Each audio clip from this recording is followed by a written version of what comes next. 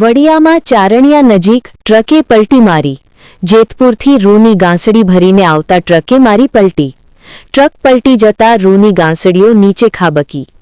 ચારણિયા ગામના ગોળાઈમાં ટ્રકે પલટી મારતા ડ્રાઈવર થયો ઇજાગ્રસ્ત. 108 દ્વારા ઇજાગ્રસ્ત ડ્રાઈવરને વડિયા સારવારમાં ખસેડાયો.